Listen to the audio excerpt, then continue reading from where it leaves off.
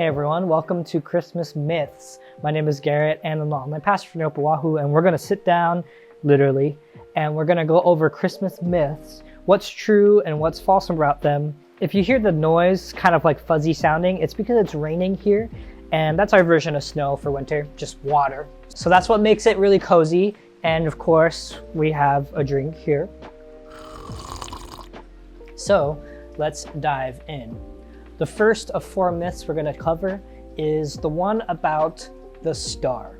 Now, if you've seen any sort of Christmas play, image, nativity scene, you've probably seen a star hovering over where Jesus is born, over the manger, and the shepherds are there, and the magi are there, and Mary and Joseph are there as well, along with probably some sheep and animals.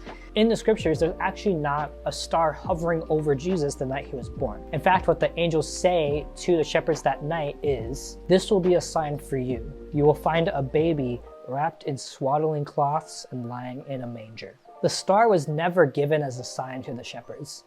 And in fact, that was given as a sign to the magi later. Here's an interesting part about this whole story. If you remember the Christmas story, the Magi were finding Jesus right after Herod commands all babies in the region under 2 years old to be killed. This tells us that Herod didn't really know when Jesus exactly was born, and that probably means not many people did. In fact, there's a really good argument to be made that the Magi arrived much later after Jesus was born, so they weren't there on the night of the birth of Jesus. Jesus might have been in Bethlehem for some time before the Magi even found him and gave the gifts. Does that mean the nativity scene is not valid or anything like that?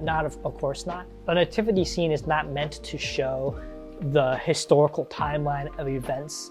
Really, they're there to show the big story of the birth of Jesus. Jesus coming as a human baby to us is special and unique and something that we need to think about and ponder on and celebrate together. So that's our first episode of Christmas Myths. We're gonna have another one next week.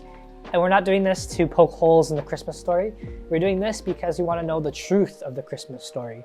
And we get to celebrate it together. And so I'm excited for the next few episodes. And I'll see you then. Aloha.